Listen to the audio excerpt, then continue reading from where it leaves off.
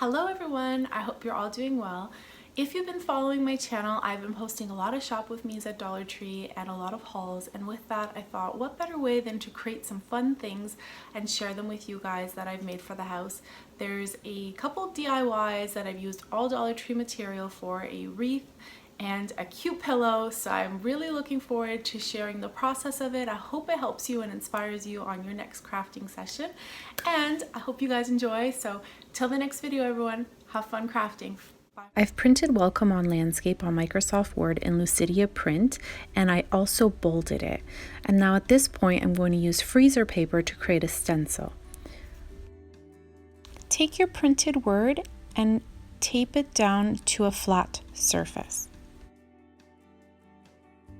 Now position a generous amount of freezer paper with its shiny part down and tape that as well to the surface you're working on. And now just outline the word that you've chosen, because all you're going to do is create a stencil and you're going to have to cut out the inner part of this word. So whatever word you choose, make sure you bold the letters. This way you have a nice amount to trace on the outer part.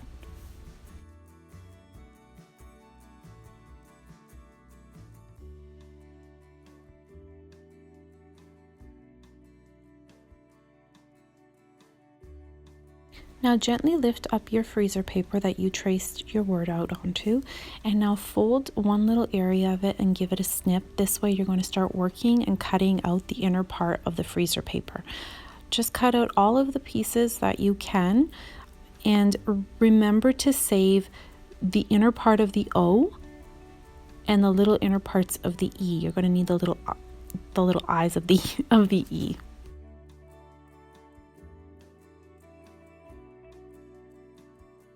So now you've removed the E, make sure you keep that little inner part and save it. Put it to the side, make sure it doesn't blow away, because you're going to need these pieces as well for creating the word onto the scarf. Fold your scarf in half, completely in half, and now line up the word with the buffalo print lines, and you'll see that you're able to keep it in a nice straight line. And then bring back the little inner parts of the O and the E and make sure that they're nice and even. And now when you take your iron, make sure it's on hot but dry, super hot and dry, don't make it wet, and pat down the word at first onto the scarf. Don't start rubbing it because you'll lift all the paper up and rip it apart. So pat it down, and then you can gently move your iron back and forth along it. I'm going to make the paste here. This is going to create the glitter, and so you're going to mix your favorite glitter with Mod Podge and make sure it gets really nice and thick paste, and then just apply it with a brush and fill in all the letters nice and even. Make sure you're not seeing any red almost through it at all. Cover it up all nicely.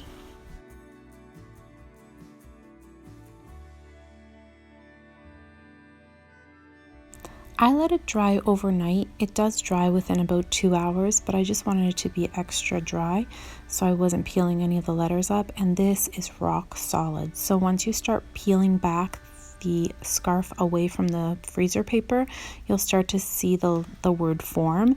Just be a little patient as you start to figure out where the paper is versus the words, but they do come apart really nicely. If you need tweezers to get the inner part of the E out and the O, go for it. I'm just using my fingers, but you can use a pair of tweezers if it's easier for you. And you can see like what a nice even, it's just such a nice definition. It's so sparkly and there's no fallout. It's just so nice. I really love the way this turned out, and then I'll share with you how I'm going to put this together on a wreath.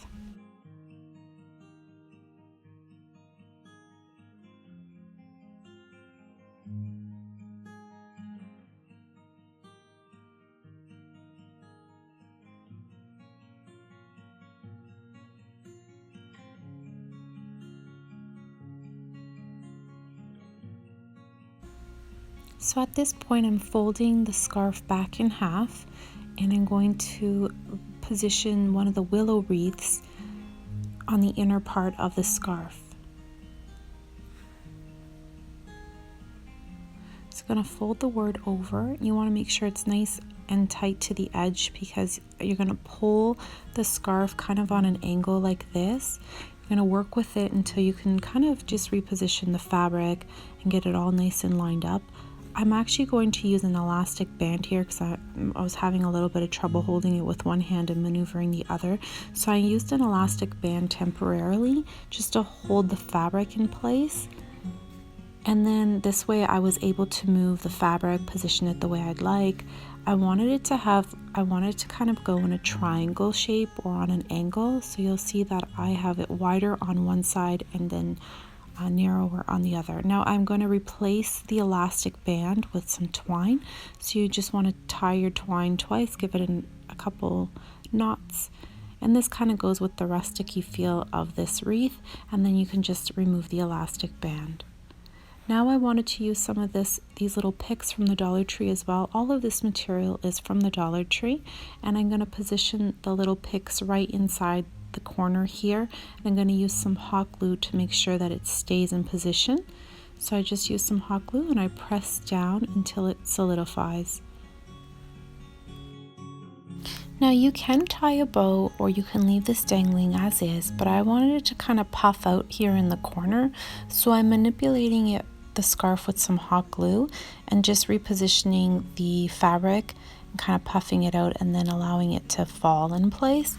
And then I'll share with you how it looks when it's finished. But yep, it's super easy and you can use any color you like. You can use the white and black buffalo print.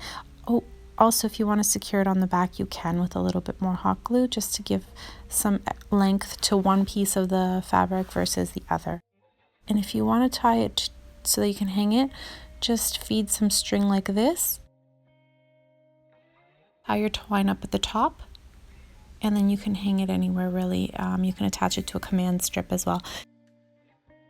And this is how it turned out. Look at the sparkle on it. It's just so beautiful and so simple. Something that is so cost effective and something that you've made yourself. I absolutely think this is a very, very cute and simple DIY for you to make and bring some coziness to your home. I hope you guys enjoyed this tutorial, and now I look forward to sharing with you the cute little Santa pillow that I've made. To make the Santa pillow, you're going to use the chair cover. These are available at the Dollar Tree, and it looks like the little Santa hat. So I'm just going to share with you here, as you unfold it, you'll notice that it has a white trim along the bottom. So I'm going to actually tuck that in on both sides, just so that it kind of takes away a little bit of the white. I do want to make it look like Santa, and then the top part I'm going to use as his little hat part. It's going to flap.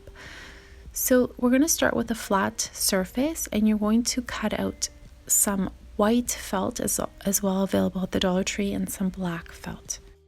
So for the white part of the pillow, I'm going to measure out about 4 inches width, and I'm going to cut this white piece of felt, and this will be the white part of Santa's suit. You can now make it furry if you want with layers of this eyelash yarn from the Dollar Tree, but I'm just going to keep it simple and leave just using the white felt that I bought at the Dollar Tree.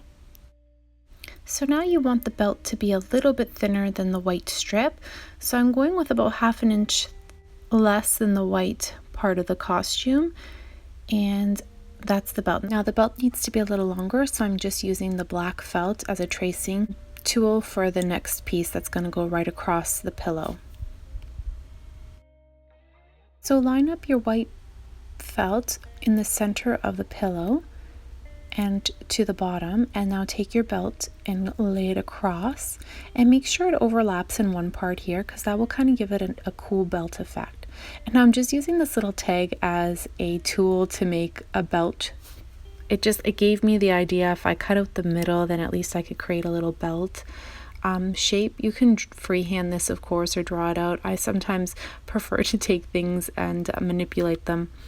So I'm just going to cut this side, the inner part, out, because that's going to be the belt piece.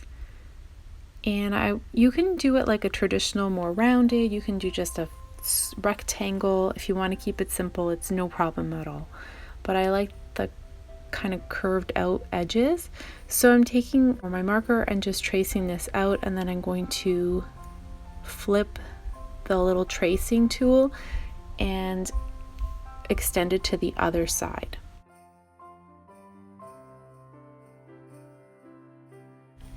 So I want to make a little stencil again. I'm going to just tape this down onto my surface. Use some freezer paper. Make sure the shiny part is face down. I'm going to tape that down as well so I can work with this. And then I'm just going to trace out the little belt that we've designed. Of course, you could do this by freehand. Absolutely, please go for that. I don't know why I did it this way. I took a little longer to do it. However, I just felt a little more confident knowing that I had a cute little belt in position. So there, you just angle out the corners. You can do it exactly like this. You can skip all the other steps that I'd done. And now what you're going to do is keep the inner part of that belt. You're going to use a hot iron, make sure it's on hot but dry, and just position it down on top of the freezer paper with the shiny part down so that this adheres to the felt. Now it doesn't stick to felt as easily as it did to the flannel, so I'm going to take some glitter here and mix it with Mod Podge, again creating the exact same type of paste we did for the welcome sign, and then just filling in the belt part here that just needs to be filled in. So be a little careful because this doesn't stick as well to felt. The freezer paper does not adhere as well to felt. So just when you're filling it in, just be a little bit more aware of the paper lifting easier.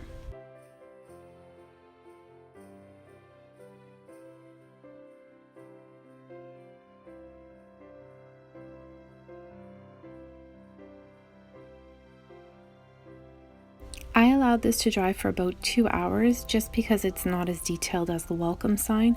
So now I'm going to fix down these little bells that I purchased at the dollar store. 2 bells I thought was enough. You can add more if you'd like, one at the top kind of and one more towards the middle. And now I'm just going to pull off the freezer paper. See how easy it was to pull back just because it didn't stick down as well as it did to the flannel scarf. However, it still worked as a stencil, which is all I needed it to do. So now I'm just taking an old pillow and repurposing the fill. I'm fluffing it back out because it's been washed so many times it was really tough. So I'm fluffing it all out and I'm going to stuff the pillow, but I'm not going to fill it all the way to the top. You are welcome to stuff the pillow all the way to the top. I wanted it to have like a floppy hat type effect on the top, so I'll share with you exactly how I'm doing this. So I'm going to position the fill all along almost the entire body of this pillow, except to the part that the hat would flop down. If you wanted to, you can even put a bead of hot glue and run it all along that top part here, see here? So then it would fold over and you don't have to fill it in with polyfill past that, but I'm just going to do it by hand. There are a few options. You can definitely sew this part, or you can use no-sew iron-on tape. I'm just going to use some hot glue. This is a decorative pillow just basically for a few weeks here for Christmas, and hot glue is going to do the trick and it's feasible for me. So this is how it seals down. Just hold it down, and I hope you guys enjoy the way this looks and the way it turned out, and I hope you guys will be recreating similar fun things for your home. Thank you so much for joining me today in making these DIYs. I look forward to sharing more with you in the very near future, and until next time everyone, have a wonderful day. Thanks so much for watching. Bye for now.